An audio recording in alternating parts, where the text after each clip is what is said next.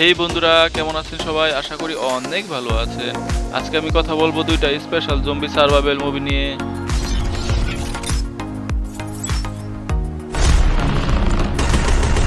Apocalypse Z. বন্ধুরা, মুভির শুরুতে যে মেইন ক্যারেক্টারকে দেখানো হচ্ছে তার নাম হচ্ছে ম্যালেন। আর এই ম্যালেন স্প্যানিশ শহরে জম্বি ভাইরাসের কারণে আটকা পড়ে যায়। জীবনের রিস্ক নিয়ে সাহসের সাথে জম্বিদের সাথে ফাইট করে এই শহর থেকে বের হওয়ার গল্প নিয়ে আজকের এই মুভিটা।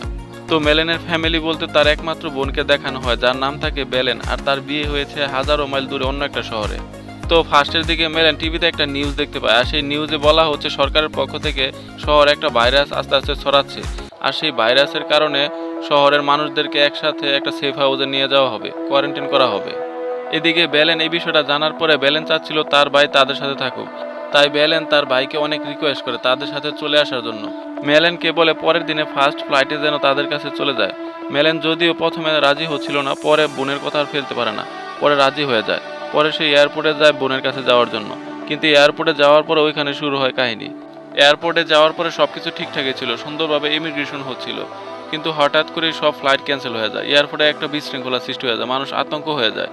মেলেন এয়ারপোর্ট থেকে কোনোভাবে যখন বের হয় আবার বাড়ি ফেরার জন্য, তখন রাস্তায় গিয়ে দেখে পুরো শহর জ্যাম হয়ে আছে, রাস্তাঘাট বন্ধ করে দিয়েছে, রাস্তাঘাটে চেকিং চলতেছে। এদিকে মেলেন এক পর্যায়ে বিরক্ত হয়ে হেঁটে হেঁটে বাড়ি যাওয়ার সিদ্ধান্ত নেয়, এবং সে তাই করে। বাড়ি ফিরে সে তার বোনকে জানায়, তার বোন বলে কোনোভাবে সে যেন বাসা থেকে না বের হয়। এদিকে আরেকটা ব্যাপার আপনাদেরকে বলা হয়নি, সেই ব্যাপারটা হলো মেলেনের কিন্তু বিয়ে হয়েছিল, তার ওয়াইফ ছিল, তার ওয়াইফ অ্যাক্সিডেন্টে মারা যায়। তো যাই হোক, মেলনের মাথায় একটা জিনিস এখন ঘুরপাক খাচ্ছে, যেভাবে হোক এই শহর থেকে এখন বের হতে হবে, তার বোনের কাছে তাকে যেতে হবে। এদিকে ম্যানেলের বোন ম্যানেলকে জানিয়েছিল ক্যানারি আইল্যান্ডের নামের একটা জায়গায় তাদেরকে নিয়ে গেছে সেফ হাউসে, এখন সেই জায়গায় যাবে ম্যানেল।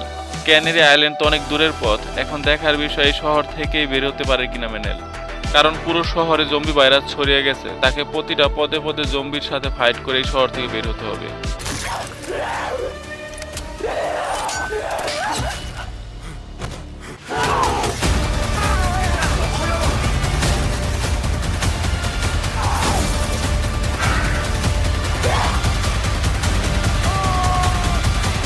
Esto no va a acabarse nunca. So বন্ধুরা, মুভির শুরুতেই দেখা যাচ্ছে রেজ নামের এই সোলজারটি একা একা জম্বি একটা ল্যান্ডে সার্ভাইভ করে যাচ্ছে, আর পাশাপাশি এও দেখা যাচ্ছে সে কিসের যেন একটা ট্যাবলেট খাচ্ছে। যাই হোক, এই ট্যাবলেটের রহস্যটা না হয় আপনাদেরকে পরে বলবো। আর এইখানে রেজের কাজ হলো এই ল্যান্ডের ভিতরে যারা এখনো জম্বিতে পরিণত হয়নি তাদের খুঁজে খুঁজে বের করা, আর তাদের ধরে নিয়ে রেজের কর্নেল বা জেনারেলের সেফ হাউস বা ক্যাম্পে দিয়ে আসা।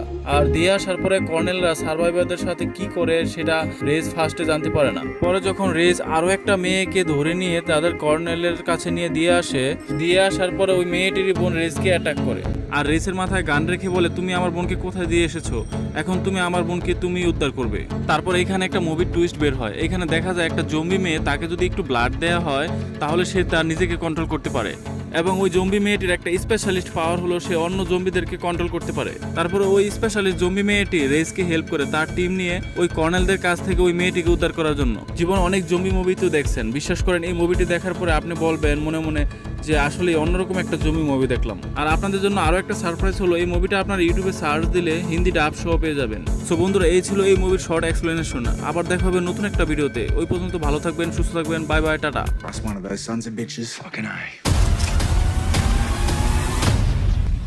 What the fuck is this shit? It's one hell of a lovely skull. Good work, Reese. You dumb son of a bitch.